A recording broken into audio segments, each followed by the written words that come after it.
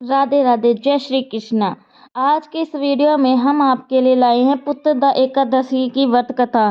कब है और कब उसका पारण करना है। तो चलिए दोस्तों, साल की आखिरी पुत्रदा एकादशी कब और जाने इसका पारण का समय।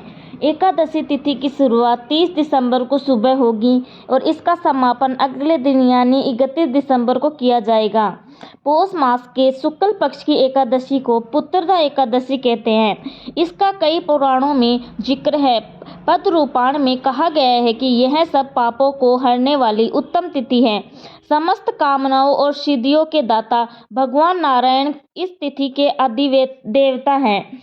ऐसा कहा जाता है कि जो इस एकादशी का व्रत करता है उसके वंश में निरंतर वृद्धि होती है। इस महीने में भगवान विष्णु और माँ लक्ष्मी की भक्ति भाव से पूजा की जाती है। वहीं साथ ही संतान प्राप्ति के लिए व्रत रखा जाता है। इस साल पुत्रदा एकादशी पर कई दुर्लभ और मंगलकारी संयोग बन रहे हैं। साल में आती है 2 पुत्रदा एकादशी। जनवरी में आएगी षटतिला एकादशी। आपको बता दें कि साल में 2 पुत्रदा एकादशी आती है, एक सावन के महीने में और एक पौष मास में। दोनों का अपना महत्व है, इसलिए दोनों एकादशी का व्रत करना चाहिए।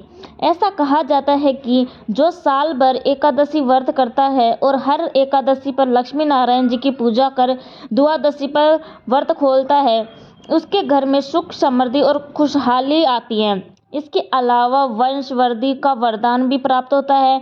इसके बाद जनवरी माघ मास शुरू हो जाएगा। जब माघ मास के कृष्ण पक्ष में षटतिला एकादशी आएगी, इसका भी अपना बहुत अधिक महत्व है। कब है पुत्रदा एकादशी व्रत और पारण का क्या नाम समय है। इस साल 2025 के आखिरी दिन से ही एक दिन पहले 30 दिसंबर को पौष माह के शुक्ल पक्ष की पुत्रदा एकादशी पड़ रही है। एकादशी तिथि की शुरुआत 30 दिसंबर को सुबह 7:50 से शुरू होगी। इसका समापन अगले दिन यानी 31 दिसंबर को सुबह 5 बजे होगा। ऐसे में इस एकादशी का व्रत 30 दिसंबर को रखा जाएगा। इसका पारण 31 दिसंबर 1:29 से लेकर दोपहर 3:33 के मध्य पारण किया जाएगा। इस व्रत के पुण्य प्राप्त से साधक के सुख सौभाग्य और वंश में वृद्धि होती है। खासकर पुत्र प्राप्ति का वरदान मिलता है। किसने किया था पुत्रदा एकादशी का व्रत। भगवान विष्णु कहते हैं कि त्रिलोक में इससे बढ़कर दूसरी कोई तिथि नहीं है। इस एकादशी का व्रत राजा सुकेतमान ने किया था, जिसके फल से उन्हें तेजस्वी पुत्र प्राप्त हुआ। ऐसा कहा जाता है कि जो इस व्रत को करता है वे इस लोक में पुत्र पाकर मृत्यु के पश्चात स्वर्ग में जाते हैं। पौष माह के पुत्रदा एकादशी व्रत कथा।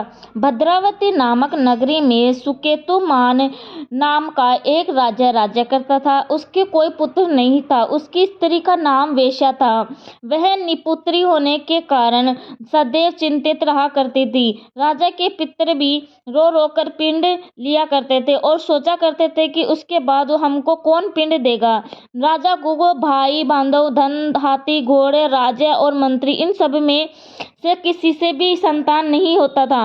वह सदैव यही विचार करता था कि मेरे मरने के बाद मुझको कौन पिंडदान करेगा। बिना पुत्र के पितरों और देवताओं का ऋण मैं कैसे चुका सकूंगा। जिस घर में पुत्र ना हो उस घर में सदैव अंधेरा ही रहता है।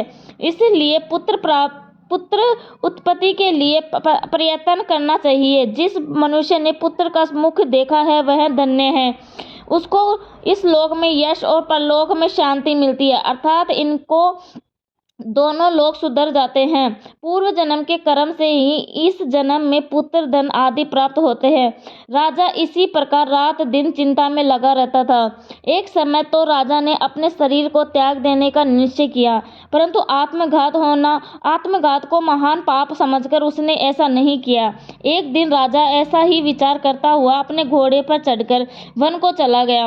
वह पक्षियों और वृक्षों को देखने लगा। उसने देखा कि वन में मृग और व्याघ्र, सुअर, सिंह, बंदर, सर्प आदि सब भ्रमण कर रहे हैं। हाथी अपने बच्चों और हथेलियों के बीच घूम रहा था। इस वन में कहीं तो गिद्ध अपने कर्कश स्वर में बोल रहे हैं, कहीं उल्लू ध्वनि कर रहे हैं। वन के दृश्यों को देखकर राजा सोच विचार में लग गया। इसी प्रकार आधा दिन बीत गया। वह सोचने लगा कि मैंने कई यज्ञ किए, ब्राह्मणों को स्वादिष्ट भोजन से तृप्त किया, फिर भी मुझको दुख प्राप्त हुआ। क्यों? राजा प्यास के मारे अत्यंत दुखी हो गया और पानी की तलाश में इधर उधर फिरने लगा। थोड़ी दूर पर राजा ने एक सरोवर देखा। उस सरोवर में कमल खिले थे तथा सारस, हंस, मगरमच्छ आदि विहार कर रहे थे। उस सरोवर के चारों तरफ मुनियों के आश्रम बने हुए थे। उसी समय राजा के दाहिने अंग फड़फड़ाने लगे। राजा शुभ शकुन समझकर घोड़े से उतरकर मुनियों को दंडवत प्रणाम करके बैठ गया। राजा को देखकर मुनियों ने कहा, हे राजन, हम तुमसे अत्यंत प्रसन्न हैं। तुम्हारी क्या इच्छा है सो कहो। राजन ने पूछा, महाराज आप कौन हैं और किस लिए यहाँ आए हैं, कृपया करके बताइए। मुनि कहने लगे कि हे राजन, आज संतान देने वाली पुत्रदा एकादशी है। हम लोग विश्वदेव हैं और सरोवर में स्नान करने के लिए आए हैं। यह सुनकर राजा कहने लगा कि महाराज मेरे भी कोई संतान नहीं। यदि आप मुझ पर प्रसन्न हैं तो एक पुत्र का वरदान दीजिए। मुनि बोले, हे राजन, आज पुत्रदा एकादशी है, आप अवश्य ही इसका व्रत करें। भगवान की कृपा से अवश्य ही आपके घर में पुत्र होगा। मुनि के वचनों को सुनकर राजा ने उसी दिन एकादशी का व्रत किया और द्वादशी को उसका पारण किया। इसके पश्चात मुनियों को प्रणाम करके महल में वापस आ गया। कुछ समय बीतने के बाद रानी ने गर्भ धारण किया और 9 महीने के पश्चात उसके एक पुत्र हुआ।